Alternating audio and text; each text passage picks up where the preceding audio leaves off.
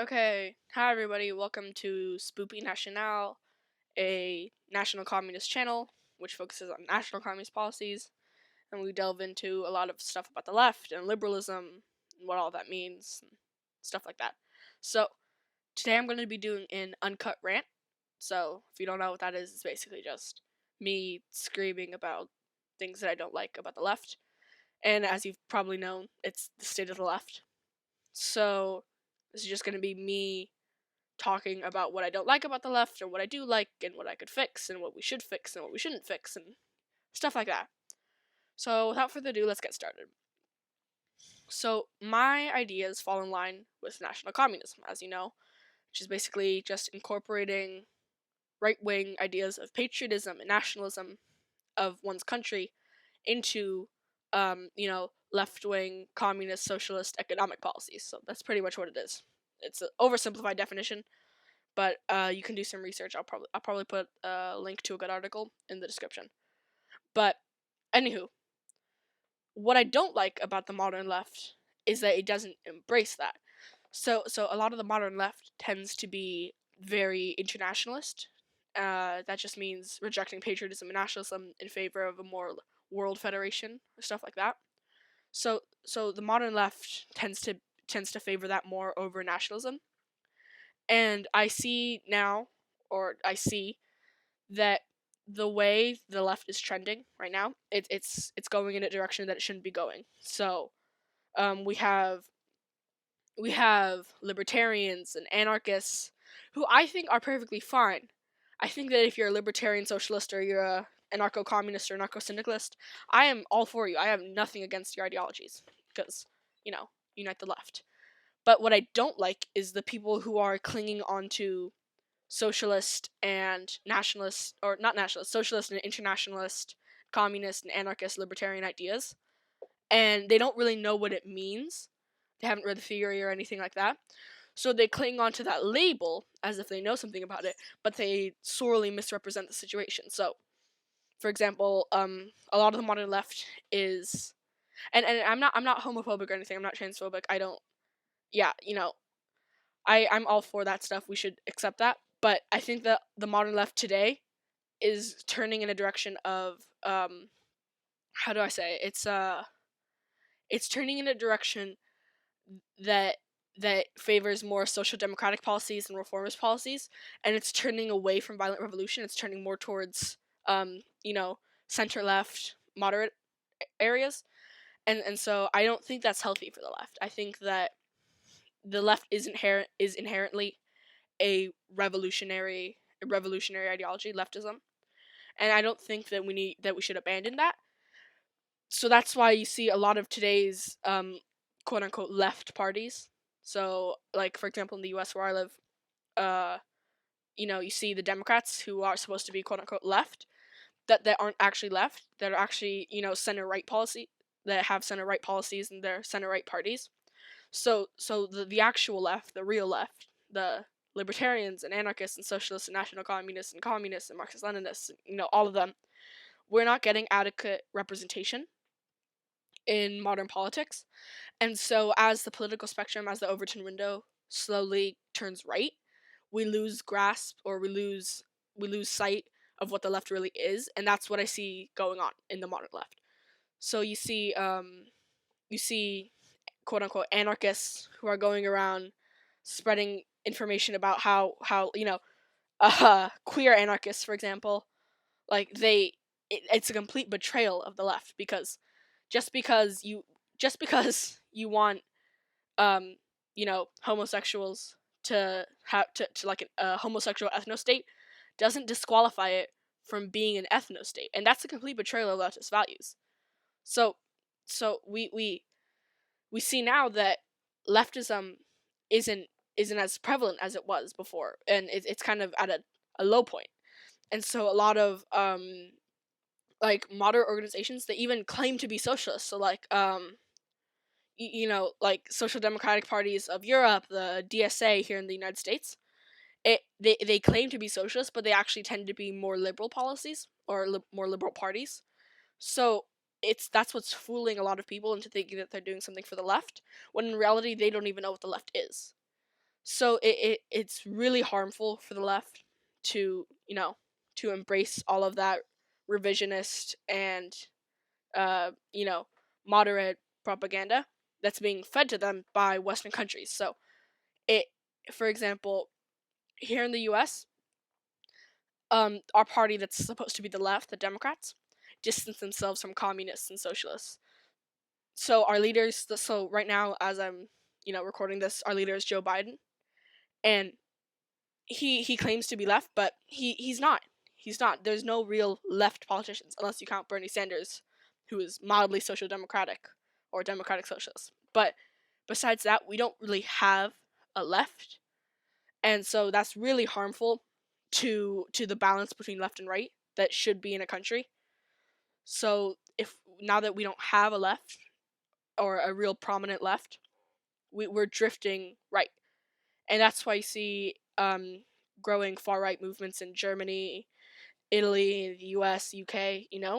Because you see all of these movements that are rising, and the rad libs and the anarchists, they go, "Oh, I wonder why that's happening." When it's really their fault because they are misrepresenting the left, and they are settling for things that we shouldn't settle for. They're settling for Joe Biden and you know all those other uh, Democratic politicians, and they're settling for them, and they're not thinking twice about what they're really doing. So the left is inherently being hurt by by us drifting right. And so at this point, I know I'm kind of going in circles, but at this point, what the core of what I'm trying to say is the left isn't left anymore. It's turning right, and so the prominent left in the Western world isn't the left, and we can attribute that possibly or to some degree to the fall of the Soviet Union. So after the fall of the Soviet Union, most Western powers, so like Germany, for example, outlawed their communist party. They outlawed their communist symbol, and so it the fall of our most prominent communist state, the Soviet Union, the fall of that dealt a huge blow to the modern left. And what we did wrong in that was we rolled over and we said, well, that's over, and that we can't do that because there's so much at stake. There's so much at stake. So I say we can't settle down for social democratic and democratic socialist policies when deep down we know that that's not really going anywhere. What we need is real communist and socialist and anarchist politicians, or even revolution, who are willing to brandish the hammer and sickle, who are willing to fly the anarchist flag, because what we have right now, even our far left, or even our farthest left in most of these countries, like the Western countries, even like our so here in the U.S., for example, our social or our Communist Party distances themselves from the Soviet Union and from Communist China, which is something that we can't do, because when we distance ourselves from our most prominent states, even if you don't like what the Soviet Union did, even if you don't agree with them ideologically or policy-wise, you still need to accept that they were the closest we've had to, a working leftist state. So, and you see today that people are talking about how horrible Cuba is and Cuba Libre and stuff like that, when in reality, the reason Cuba, or one of the reasons Cuba is failing so much, is because of a US backed embargo that's hurting Cuba. It's not the communists, it's not the dictatorship of the proletariat. It's the embargoes, and it's the West. So the West demonizes the left to a point in which even people who consider themselves left demonize their own parties. So I used to be a democratic socialist before I turned far left, and I would advocate for socialism, right? So just, socialism, democratic socialism through reform and stuff. And I did everything in my power to make sure I wasn't associated with the Soviet Union, I wasn't associated with communist China, and I wasn't associated with Cuba or Yugoslavia, But it, it it's not that we can't distance ourselves from them. We can. you might not like the certain policy of the Soviet Union, so you can distance yourself from those things. But what we need to do is we need to stop being a scattered mess here in the left as we let the right win. So we're being a scattered mess in the left, like pretty much like my speech right now. We're being a scattered mess, and that's letting the right win. So it basically, we just need to unify, and we need to be able to fight the right, because the right, as much as I hate to admit it, they've unified. They're ready. They have a force. They have rallies, and they have politicians, and you know.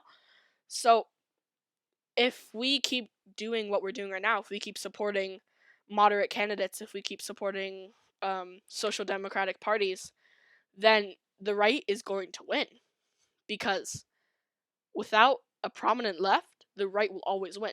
And that balance that's supposed to be in every country is just gone. So we need to be able to fight the right. We need to be able to pull ourselves together and fight. So what are we doing? What are we doing wrong? Well, sectarianism is what we're doing wrong. We divide ourselves into so many little factions and so many little, oh, I don't want to be associated with that I don't want to be associated with that Stalinist. So what we need to do is we need to hoist up the hammer and sickle, and we need to all stand under that banner, because that's what's hurting the left. We all have our own separate banners and our own separate flags, and what we need to do is find common ground, find something that we can all agree on, and we need to take that, and we need to be able to fight the right, because they're winning. They're winning. There's nothing we can do to disprove that, because the right is winning. And so we need to stand up, and we need to hoist our flag up a bit higher than theirs. And together is the only way we're going to be able to beat them. Divided, we can achieve nothing. So that's yeah, I know it was a bit scattered, a bit. It was a lot scattered. But that's my rant about the state of the left. I hope you were able to pick up one or two words from what I said. Yeah. Thanks for watching. We need to unify the left.